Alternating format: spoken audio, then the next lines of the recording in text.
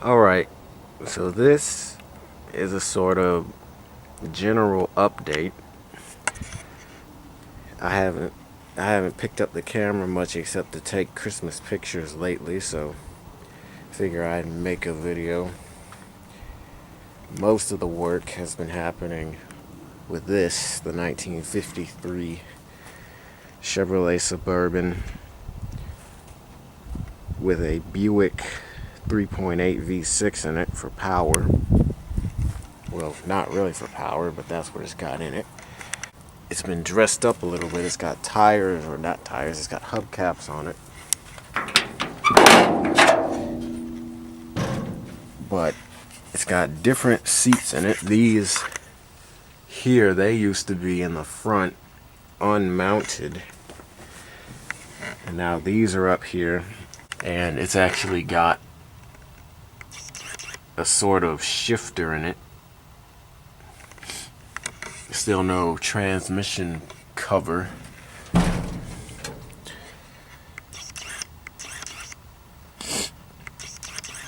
The gauges are back in it.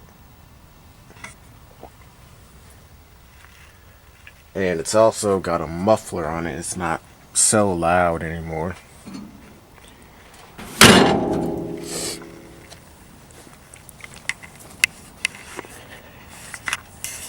But this is where most of the work's been happening.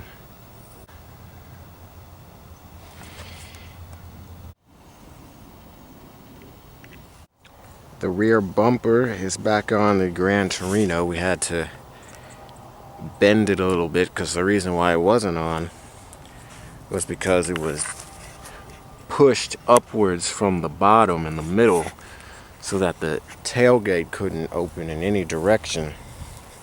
So that's why it wasn't on there. But we bent it and now it's back on and the tailgate can open like it's supposed to. The hood is also back on, not perfectly aligned, but it's on. I definitely learned a lot about how all the professional shops, they have to check all their gaps. I'm gonna have to take the fenders off and eventually maybe the whole front clip because I have to do some repairs on the radiator support, but I don't know. The rust is only in the bottom of the radiator support, so we might be able to leave the car altogether. But even still, the engine needs freeze plugs, so at the very least the hood's gonna have to come back off and we're gonna have to align it again. I also replaced all 4 headlights. The 1969 Chevy Suburban has been running well. It's still got the engine out of the 1970 Caprice in it and the transmission out of it.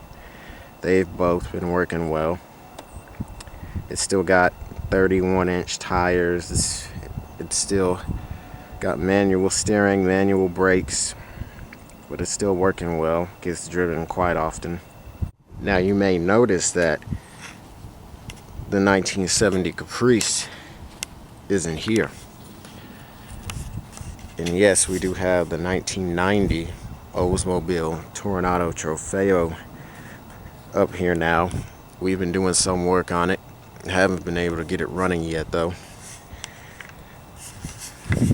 Looks like it needs new tires, but that's a given. It hasn't been driven on the street in about 15 years. But anyway, the Caprice, we ended up selling that to a junkyard. And I'll tell you why. I made a few videos on this truck. This is a 1984 Chevrolet C30 Silverado 6.2 liter diesel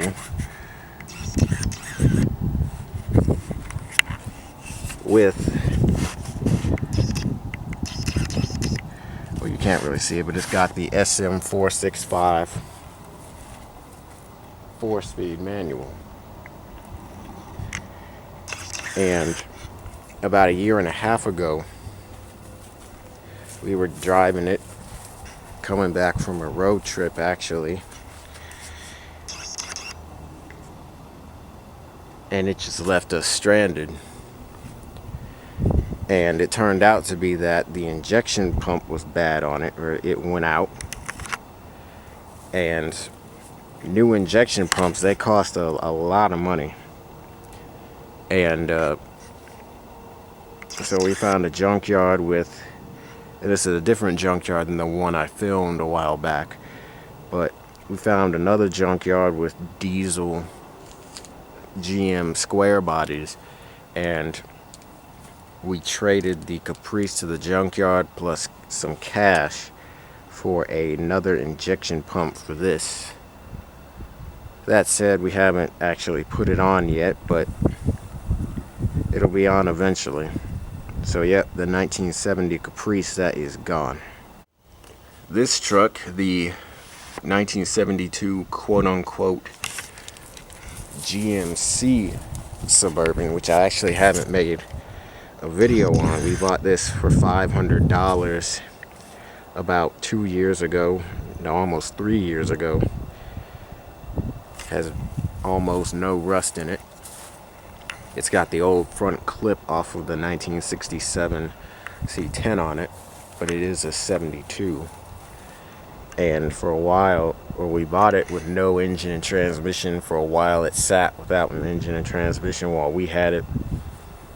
But we've always had a plan for it, and now it's got, at least mounted in it, it's got a 1988 350 in it with a 700 R4, I'm pretty sure, out of a GMC Van Dura we had. It was a conversion van by Sherrod Vans, and we bought it for $100. Didn't have a title,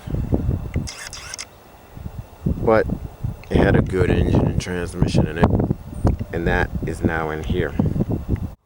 A long while ago it used to be yellow, but it's definitely been messed with. We'll finish it, we'll get it running eventually. It's also got a MagnaFlow exhaust on it. The gray 1972 Suburban with the camshaft and the gear drive, or the timing gears, and whatever else is done to it, we don't really know. It's still running and driving. It just has been sitting for a bit. We've been meeting, or we're eventually going to try to get it registered, get it on the street. But it still runs and it still drives. The 66 Pontiac, it still runs and drives. Just haven't been doing much with it. The 48 Plymouth, we had a bit of a fire scare with it, and we're gonna change all the wires to regular wires instead of the cloth covered ones before we do anything else with it. I don't want any accidents, but it still runs and it still drives. Still has the flathead 6-cylinder in it.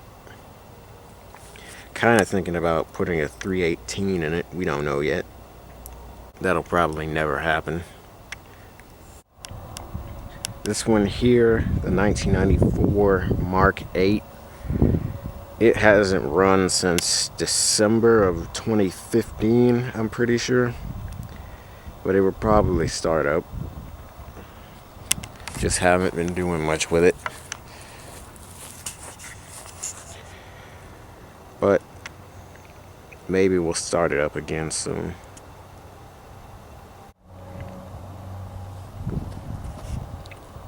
Don't know how long it's been since the 1982 GMC Caballero has run, but it still does run, still does drive. Just again, haven't been doing much with it. Same with the 1981 Cutlass Calais. Just haven't been doing much with it, but it still runs and drives. The back window is still broken out of it. We bought one from a junkyard, but it didn't fit. And if you probably know Classic G-Body Garage, and if you watch his video about taking off a Landau roof on one of these, it's actually a bit more complicated than you might think. There's a bunch of rivets that you have to grind off in order to make the roof smooth. So we still gotta replace the rear window on this. But it still runs and drives, 3.8 V6. 3-speed automatic non-overdrive. One day we'll replace the window in it. The 1991 Jetta is still broken. Hasn't run in almost 4 years, basically. We now think, because the windshield leaks, we kind of think that water seeped behind the dash and got the fuse box wet, after we thought it was just the fuel injection, the electronics, the computer, which is a common problem on these Digifont electronic fuel injection Mark IIs. But it's getting fuel, but it still doesn't want to start. Might just try to put carburetors on it and see what it does. But don't have any idea when we're gonna fix this one. The 1967 C10 still runs and drives fine. Well, not fine, it still burns oil, but it still runs and drives. And both of those still run and drive, even though that one over there burns oil still. Nothing's changed about the 1985 Jetta since the last video I filmed on it a little while ago.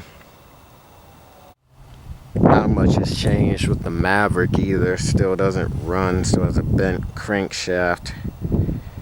Still got to put another engine in it sometime. We're about to pull the engine and transmission out of it though. The 96 Jeep Grand Cherokee still has an electrical problem with the computer, so that it still cuts out at any random time. It does still have 272,000 miles on it though. I think we just have it for sentimental value now, considering that we put so many miles on it. I don't know, one day it might get fixed.